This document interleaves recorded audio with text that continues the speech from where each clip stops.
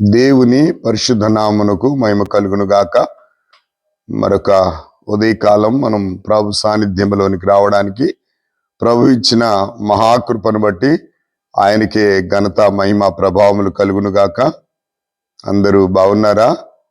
మీరందరూ బాగున్నారని నమ్ముచున్నాను. నేను కూడా బాగున్నాను. నిజంగా ప్రతి ఉదయము మనం దేవుని వాగ్దానమును మరి తీసుకొని ఆ దినమంతటి దాన్ని ఎత్తిపెట్టి ప్రార్థన చేస్తూ ప్రతినిత్యం దేవునిలో సాగుతున్న విధానాన్ని బట్టి ఆయనకే ఘనత మహిమ ప్రభావం కలుగును గాక. ఈ ఉదయకాల వాగ్దానము యెషయా గ్రంథము 25వ అధ్యాయము 8వ వచనం, మరెన్నడూనూ ఉండకుండా మరణము ఆయన మిరింగివేయును అని రాయబడి ఉంది. ఈ యెషయా గ్రంథము నిజంగా ఎంతో ప్రాముఖ్యమైనటువంటిది. ఈ యెషయా గ్రంథము బైబిల్ మొత్తం కూడా 66 పుస్తకాలు, యెషయా గ్రంథం ఒకటే 66 అధ్యాయాలు అనే విషయాన్ని మనందరికీ తెలుసు. నిజంగా యెషయా గ్రంథం యేసుక్రీస్తు యొక్క జననము గురించి, యేసుక్రీస్తు యొక్క మరణమును గురించి, యేసుక్రీస్తు యొక్క పునరుద్ధానమును గురించి తెలియచేస్తూ ఉంది.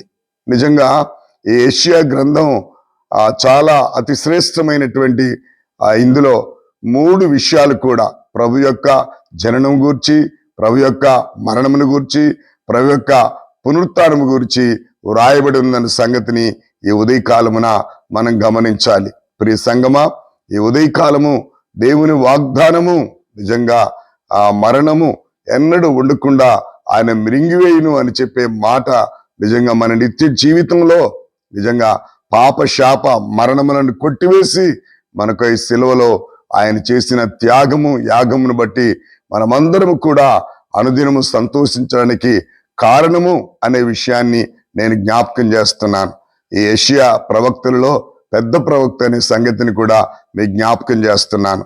నాడు పెద్ద ప్రవక్తలు, చిన్న ప్రవక్తలు, మరి అబద్ధ ప్రవక్తలు కూడా లేకపోలేదు. కానీ యెషయా గ్రంథం యొక్క విశిష్టత చాలా. నిజంగా యెషయా మంచి ప్రవక్తగా నిజంగా దేవుని యొక్క సన్నిధానములో దేవుని స్తుతించట్లో, దేవుని ఆరాధించట్లో నిజంగా యెషయా గ్రంథం మరి 6వ అధ్యాయంలో మనం చూసినట్లయితే కెరూబులు షెరూపులు యెహోవా పరిశుద్ధుడు పరిశుద్ధుడు పరిశుద్ధుడు పరిశుద్ధుడని గానాప్రతి గానములు చేసినట్లుగా మనం చూస్తూ ఉంటున్నాం. అంతేకాదు అలా చేస్తున్నప్పుడు మరి కడప యొక్క కమ్ముల పునాదులు అదిరినట్లుగా మనం చూస్తా ఉన్నాం. అప్పుడు కారుతో దేవదూత తీసుకొచ్చిన నిప్పును యెషయా పెదవులకు తలిగించినప్పుడు, అయ్యో నేను అపవిత్రమైన పెదవులు గలవాడను, నేను నశించితి అని కేక వేసినట్లుగా మనం చూస్తున్నాం.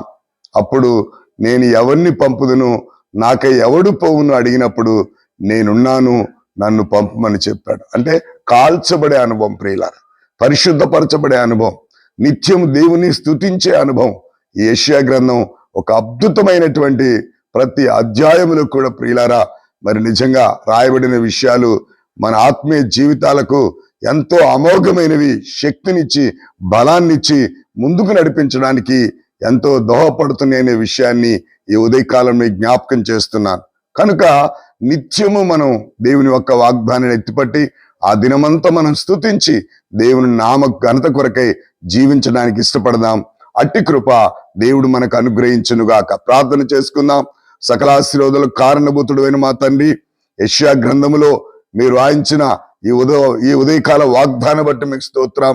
నాయనా, మరణము ఇంకెన్నడూ కూడా ఉండదు, మిరింగివేయని చెప్పబడినటువంటి నీ మాటను బట్టి మీకు స్తోత్రాలు. నిజంగా యెషయా ప్రవక్తనైనా మా ప్రభా చెప్పబడిన ఈ 66 నాయనా మా ప్రభా అధ్యాయంలో తండ్రి అద్భుతమైనటువంటి శక్తివంతమైనటువంటి నీ అమూల్యమైన మాటలను బట్టి మీకు స్తోత్రాలు.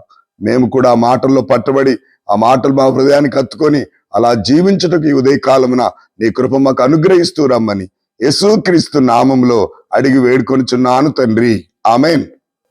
దేవుని పరిశుద్ధ నామమునకు మహిమ కలుగును గాక. మీరు ఈ ఉదయకాలం వింటున్న వాగ్దానాన్ని ఇతరులకు షేర్ చేయండి. మీరు దీవించబడుతూ ఇతరులకు దీవెనకు ఆశీర్వాదకరంగా ఉండాలని మనవి చేస్తున్నాను. God bless you all.